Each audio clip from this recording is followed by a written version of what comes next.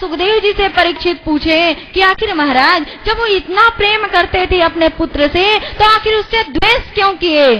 पुत्रान विप्र प्रतिकूलान स्वान पितर पुत्र वत्सला। जब इतना वात्सल्यता था उसके मन में, इतना प्रेम करता था, तो आखिर उससे दुश्मनी क्यों किया? ये कथा मुझे बताइए। तब श्री सूत जी महाराज सौनकादिक ऋषियों से कहते हैं कि बात ये है कि एक बार की बात है, संडामर्क को बुलाया और संडामर्क को बुला करके कहा कि संडामर्क तुम दोनों इसे ले जाओ प्रहलाद को और ले जाकर अच्छा असुर कुल का शिक्षा देना इसे। संडामर्क, संड और अमर्क जो दो भाई थे वो ले गए और ले जा करके प्रहलाद जी को पढ़ाने लगे। जब प्रहलाद जी को पढ़ाने लगे, कुछ दिन बाद प्रहलाद जी के पास गया हिरण्यकश्यप और पूछा, पुत्र तुमने पढ़ाई किया? प्रहलाद जी ने कहा, हाँ पिताजी मैंने बहुत बढ़िया पढ़ाई किया है और मैं जान गया हूँ कि यह संसार क्या है। प्रहलाद जी की बात सुनकर के हिरण्यकश्यप बड़ा प्रसन्न हुआ, बोला, पुत्र क्या जाना है, ये संसार क्या है? तो प्रहलाद जी कहते हैं, हित्वात्मपातं गृहमन्धकूपम् वनो गतो याद्धरिमाश्रयेत।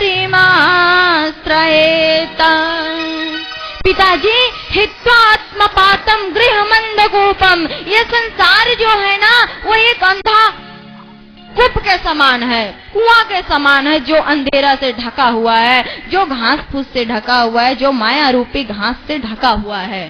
और हर व्यक्ति जानता है कि एक कुआं है जिसमें डूबकर मर जाएंगे, लेकिन फिर भी हर व्यक्ति जाकर उसमें डूबता है, मरता है, लेकिन कुछ नहीं कर पाता। जबकि वास्तव ये है कि वनम गतो यद्धरिमाश्रयेत, वन में जाकर के भगवान का भजन करना ही मुख्य काम है।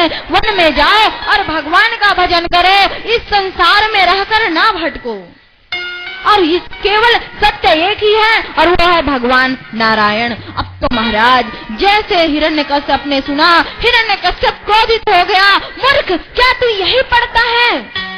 हिरण्यकश्यप की क्रोधित देखा संडामर्क तो कहा, कोई बात नहीं नाथ, अपराध हो गया, एक बार क्षमा कीजिए, इसे हम पुनः पढ़ाएंगे। और पुनः महाराज उसे फिर शिक्षा दिया गया, फिर शिक्षा दिया गया। अब पुनः एक बार हिरण्यकश्यप आया और हिरण्यकश्यप आकर पूछा, पुत्र अब तुम सही पढ़ रहे हो ना?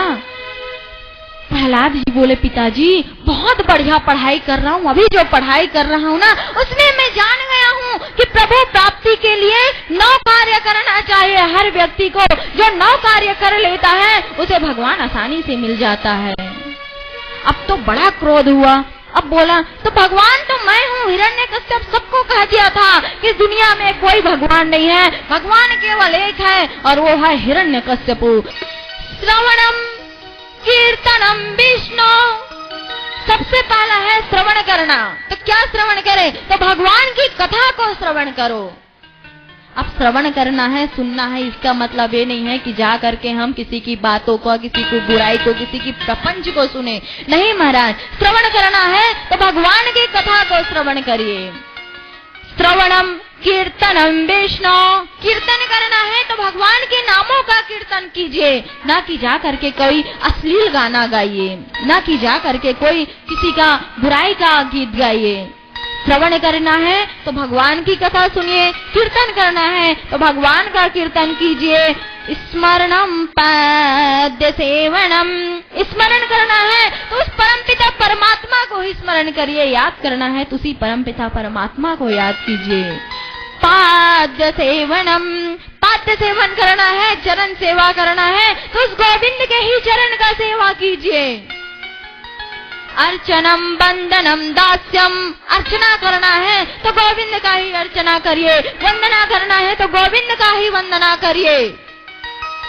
सख्यम सखा बनाना है तो दुनिया को सखा मत बनाइए पिताजी, उस परमपिता परमात्मा को ही सखा बनाइए, क्योंकि वो सखा ऐसा है ना जो कभी बुरे समय में आप रहोगे तो आपको उस बुरे समय से निकाल लेगा। और यहाँ के सखा कैसे हैं? तो सुख के सब साथी, दुख में न कोई। सब सुख में साथ देते हैं और विपत्ति में पड़ जाओ ना तो कोई साथ नहीं देते हैं। इसलिए सखा भी बनाना है पिताजी तो उस परमपिता परमात्मा को सखा बनाइए। अर्चनम बंदनम दास्यम, दास भी बनना है तो उसी का बनिए, उसी को अपना स्वामी बनाइए और उसी का दास बनिए आप। अर्चनम बंदनम दास्यम सख्यम आत्मनिवेदनम, और अपना कुछ निवेदन करना है आत्मनिवेदन तो उसी गोविंद से आत्मनिवेदन कीजिए, क्योंकि संसार में आप किसी से निवेदन करोगे ना, अपना दुख बताओगे तो वो हंसेगा आपके ऊपर। अभी तो कह देगा अरे भाई बहुत कष्ट है तुम्हारे ऊपर, अरे भाई तुमसे बड़ा दुखी तो कोई नहीं है। लेकिन महाराज जैसे पीछे हुए वो जाकर आपका हंसी उड़ाएगा। और आज दुनिया में हंसी उड़ाने वालों की कमी नहीं है महाराज, बस आपका छोटा सा पॉइंट मिल जाए, छोटा सा कमी मिल जाए तो जा करके आपको इतना बड़ा हाथ चढ़ा के बोलेगा जिसकी कोई हद नहीं है। और आज इसी के कारण हम सबका पतन हो रहा है। आज सबसे ज्यादा ईर्ष्या, जलन, दाह यही सब तो है। अरे महाराज इन सबको छोड़कर ये नवधा भक्ति श्रवण कीजिए। और नवधा भक्ति बाबा गोस्वामी तुलसीदास जी भी बताए हैं और यहाँ पे प्रहलाद जी भी बता रहे हैं कि जो भाव रखना है ना उस परमपिता परमात्मा से रखिए, संसार से मत रखिए, क्योंकि संसार के लोग कोई काम नहीं देंगे। किसी को आप जा करके कुछ बताएं तो कोई मतलब नहीं है। इसलिए जब भी पहले राजा महाराजाओं को कोई कष्ट होता था तो जाकर अपनी पत्नी से नहीं कहते थे, जाकर अपने मित्र से नहीं कहते थे, बल्कि जाकर अपने गुरु से कहते थे। जैसे राजा दशरथ जी गए ना, गुरु गृह गए तुरत माही पाला, गुरु गृह गए तुरत माही पाला, चरण लागी कर विनय विशाला, चरण लागी करे विनय विशाला। और गुरु गृह में जाकर के क्या किए तो निज दुख सुख सब गुरु ही सुनायो, और कहे वशिष्ठ बहुविधि समझायो। अपना दुख सुख सब सुनाना है ना तो गुरु जी को सुनाइए। ठीक यहाँ पर वैसे ही प्रहलाद जी कह रहे हैं कि आत्मनिवेदन यदि करना है तो भगवान से करिए, दुनिया से ना करिए। और गुरुदेव भी भगवान ही हैं हमारे लिए। इस कारण अपने मन की जो बात बताना है तो उस परमपिता परमात्मा को बताइए और अपने गुरुदेव को बताइए और किसी को ना बताइए। प्रहलाद जी ने जब ऐसा कहा तो बड़े क्रोधित हुए हिरण्यकश्यप और बोले रे मूर्ख, तू यही सब पढ़ता है चंडा मर्ग के लिए। आज हिरण्यकश्यप क्रोधित हो गए, बोले तुम लोग यही दीक्षा देते हो, यही पढ़ाते हो, यही सब सिखाते हो, मेरे विरोध कर रहे हो। और महाराज अब तो प्रहलाद जी को अपने गोद से पटक दिए और पटक कर बोले अब ऐसे शिक्षा दो कि ये सही बात बोले। अब पुनः प्रहलाद जी को भेज दिया गया। और जब प्रहलाद जी को भेज दिया गया तो प्रहलाद जी अपने मित्रों के साथ रहकर अपने मित्रों को समझाते कि देखो मित्र, इस संसार में कुछ सत्य नहीं है, सत्य केवल एक है कि केवल भगवान ही है, भगवान के सिवा कुछ नहीं है। इस कारण सब भाव के साथ उनको जपो, भाव के साथ उनको जपोगे ना तो भगवान तुम पे प्रसन्न होंगे, और भगवान तुम पे प्रसन्न होंगे तो दुनिया को प्रसन्न करने की आवश्यकता नहीं है। और दिन रात भगवान की बात बताते। जितने उनके शिष्य थे, चंडा मर्ग के जितने उनके मित्र थे, सब भगवान का भजन करते और सब कहते श्रीमन नारायण नारायण नारायण, श्रीमन नारायण नारायण नारायण, श्रीमन नारायण नारायण नारायण, श्रीमन नारायण नारायण नारायण। अच्छा ये बताइए, उस समय तो हिरण्यकश्यप मना करते थे है ना भगवान का नाम लेने के लिए। अब अभी कौन मना कर रहा है भाई, जिसमें आप सब लोग हाथ में हाथ पकड़े बैठे हैं भाव के साथ श्रीमन नारायण नारायण नारायण, श्रीमन नारायण नारायण नारायण, श्रीमन नारायण नारायण नारायण, श्रीमन नारायण नारायण नारायण। और जब प्रहलाद श्रीमन नारायण नारायण करते ना तो सबके सब शिष्य मिलके उनके साथ करते। चंडा मर्ग देख रहे हैं ये सब कर रहे हैं श्रीमन नारायण नारायण। चंडामर्क भी आए वहाँ पर और जैसे ही प्रहलाद जी को छुए वो भी करने लगे श्रीमन नारायण नारायण नारायण। श्रीमन नारायण नारायण नारायण। श्रीमन नारायण नारायण नारायण। श्रीमन नारायण नारायण नारायण। बद्री नारायण नारायण नारायण। बद्री नारायण नारायण नारायण। बद्री नारायण नारायण नारायण। बद्री नारायण नारायण नारायण। श्रीमन नारायण नारायण नारायण। श्रीमन नारायण नारायण नारायण। श्रीमन नारायण नारायण नारायण। श्रीमन नारायण नारायण नारायण। अच्छा महाराज, हमने पहले कहा था जो कथा में बजाएगा ताली, जो कथा में बजाएगा ताली उसका जेब कभी नहीं रहेगा खाली। तो भाव के साथ ताली बजाइए। श्रीमन नारायण नारायण नारायण।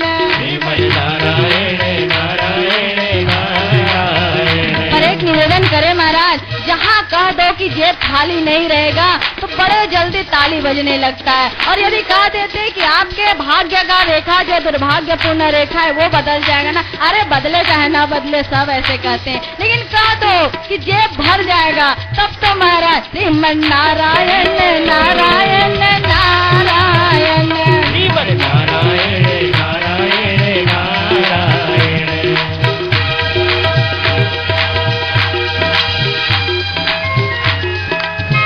श्री राधे। जय श्री कृष्ण, जय नारायण।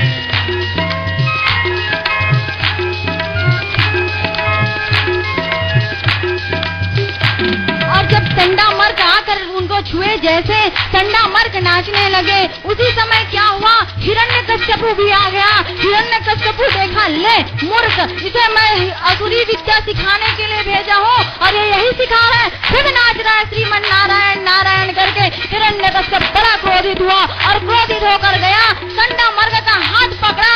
जैसे चंडामर्क का हाथ पकड़ा, हिरण्यकश्यप का भी वही हाल हुआ, वो भी करने लगा श्रीमन नारायण नारायण नारायण।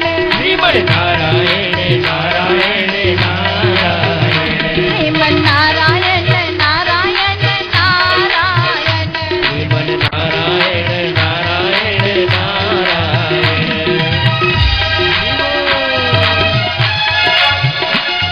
श्री राधे। ये हिरण्यकश्यप कुछ नहीं करने वाले हैं, भाव के साथ ताली बजाइए।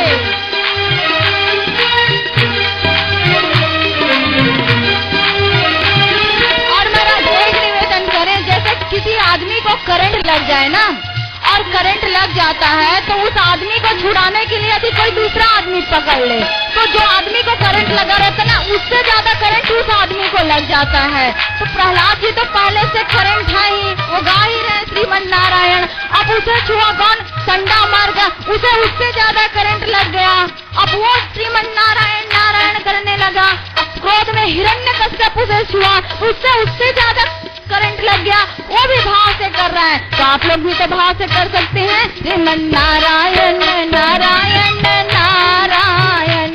श्रीमन नारायण नारायण नारायण। शिवरी नारायण नारायण नारायण। श्री नारायण नारायण नारायण। सबरी नारायण नारायण नारायण। सबरी नारायण नारायण नारायण। श्रीमन नारायण नारायण नारायण।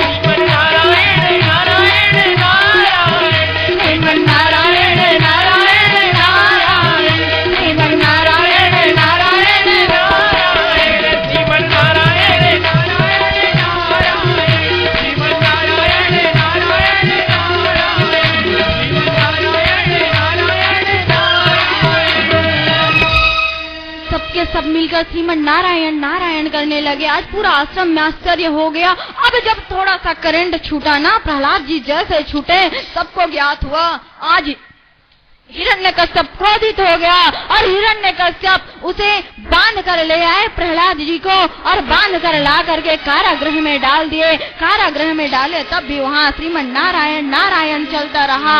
अब हिरण्यकश्यप को बड़ा क्रोध आया और उन्होंने अपनी बहन सिंहिका को बुलाया और सिंहिका को बुला करके कहा कि सिंहिका कुछ ऐसा काम करो जिससे इसका नाश हो जाए। तो सिंहिका अर्थात होलिका, उसने कहा भैया मुझे वरदान मिला है कि मैं जिसे चाहूं उसे जला सकती हूँ और अग्नि मुझे नहीं जला सकता।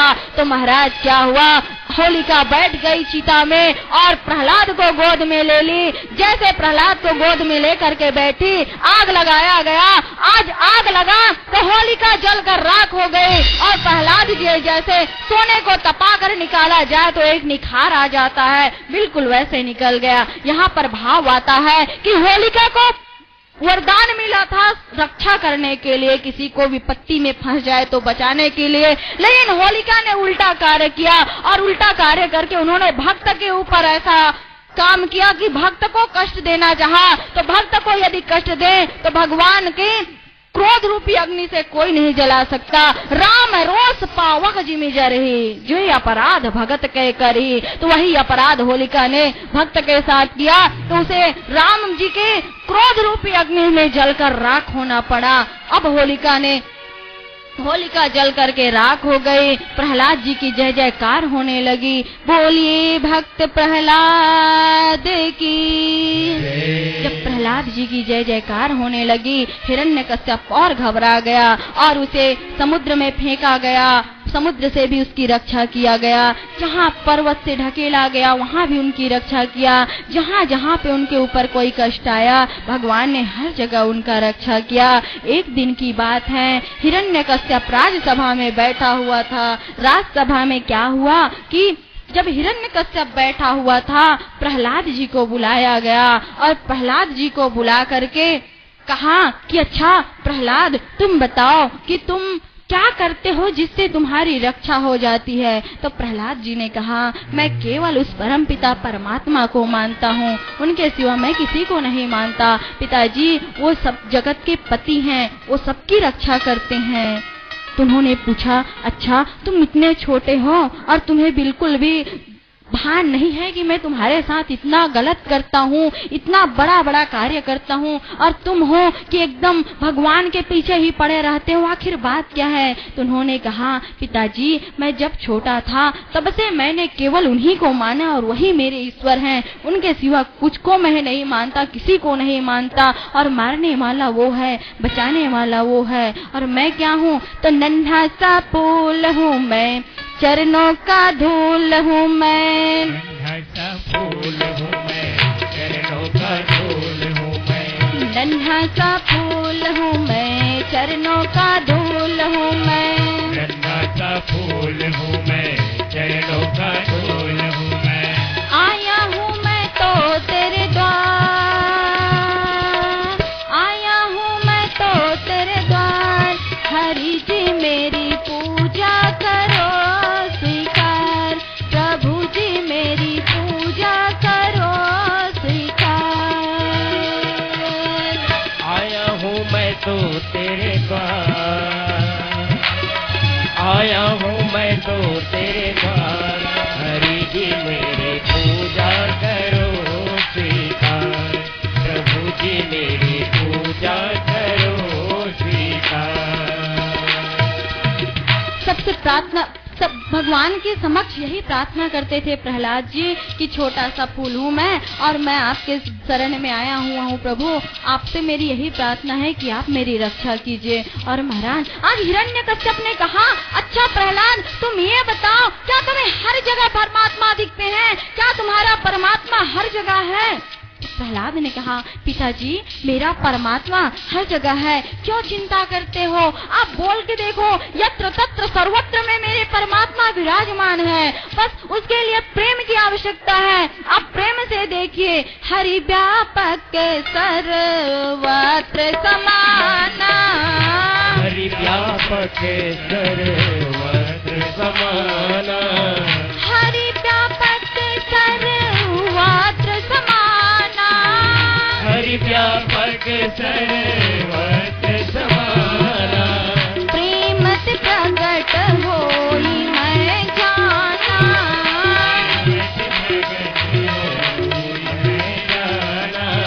प्रेम से प्रगट होई मैं जाना। प्रेम से प्रगट होई मैं जाना। हिरण्यकश्यप पूछता है, रे मूर्ख बालक, तेरा परमात्मा कहाँ है? तू कहता है कि सब जगह परमात्मा है, सब जगह परमात्मा है। तो प्रहलाद जी बोले कि नाथ, सब जगह मेरे परमात्मा है, आप देखिए तो आपके देखने में कोई कमी होगी। तो बोले, अच्छा ये बता, क्या सब जगह तेरा परमात्मा है? बोले, हाँ, सब जगह मेरा परमात्मा है। न केवलम में भातव्य राजन, परे वरे मी स्थिर जंगमावे। ब्रह्मादयो ये न वंश प्रमिता। राजन, हर जगह मेरे परमात्मा है, आप देखो तो, प्रेम की दृष्टि से तो देखो। अच्छा ये बता, इस खंभे में भी तेरा भगवान है? प्रहलाद जी बोले, हाँ नाथ, इस खंभे में भी मेरे भगवान है। अच्छा ठीक है, इस खंभे में भी तेरा भगवान है, अभी मैं देखता हूँ। ऐसे कहकर हिरण्यकश्यप अपना गदा उठाया और खंभे पर एक जोर से प्रहार किया। उस खंभे से चित्कार करते हुए भगवान नरसिंहनाथ प्रकट हुए और भगवान नरसिंहनाथ दौड़ते हुए प्रहलाद जी के पास, दौड़ते हुए हिरण्यकश्यप के पास पहुँचे। बोलिए नरसिंहनाथ की, नरसिंहनाथ की। हिरण्यकश्यप कांप गया। नरसिंहनाथ भगवान, जिनका सिर सिंह के समान है, जिनका शरीर मनुष्य के समान है और वो बहुत क्रोध में है। और यहाँ पर बाबा सुखदेव जी कहते हैं, अदृश्य अद्भुतम रूपमुद्महम स्तंभे सभायाम न मृगम न मनुष्यम। ऐसे हैं नरसिंहनाथ भगवान, जिनको क्रोधावतार कहा गया है। नरसिंहनाथ भगवान क्रोध में अति क्रोधित हुए और क्रोधित होकर हिरण्यकश्यप की ओर दौड़े और हिरण्यकश्यप को पकड़ लिए। पकड़ करके उसे अपने गोद में पकड़कर जाकर के दरवाजे पे बैठ गए और दरवाजे पे बैठ करके उसे अपने गोद में लेटा लिए और गोद में लेटा करके अपने पूछे कि अच्छा हिरण्यकश्यप, तुमने कौन सा वरदान मांगा था? हिरण्यकश्यप ने कहा, आपको भ्रम हुआ है, मुझे कोई नहीं मार सकता। मैंने वरदान मांगा था कि न मैं दिन में मरूं न रात में मरूं, न अस्त्र से मरूं न शस्त्र से मरूं, न किसी स्त्री से मरूं न पुरुष से मरूं, न पशु से मरूं न मनुष्य से मरूं, मैं मर ही नहीं सकता। 12 माह में से मैं किसी माह में नहीं मरूंगा। हिरण्यकश्यप की बात सुनकर भगवान नरसिंहनाथ बोले, अरे हिरण्यकश्यप, तुम देखो, न मैं तुझे दिन में मार रहा हूँ न तुझे रात में मार रहा हूँ। अभी सायंकालीन समय है, न तुझे मैं भीतर मार रहा हूँ न बाहर मार रहा हूँ। अभी मैं दरवाजे पे बैठा हुआ हूँ, न तुझे ऊपर मार रहा हूँ न नीचे मार रहा हूँ। तुझे अपने गोद पे लेटाया हुआ हूँ, न तुझे अस्त्र से मारूंगा न तुझे शस्त्र से मारूंगा, न तुझे अपने इस नख से मारूंगा, न ही मैं तुझे 12 माह में किसी मास में मार रहा हूँ। तुम्हारे लिए ही मैंने 1 माह अधिक बनाया हुआ है। ऐसे कहते हुए भगवान नरसिंहनाथ ने अपने नख से हिरण्यकश्यपु का पेट विदीर्ण कर दिया। और महाराज, जैसे हिरण्यकश्यपु का पेट विदीर्ण किया, हिरण्यकश्यप छटपटाते छटपटाते प्राण अंत हो गया हिरण्यकश्यप का और जय जयकार होने लगा। बोले नरसिंहनाथ भगवान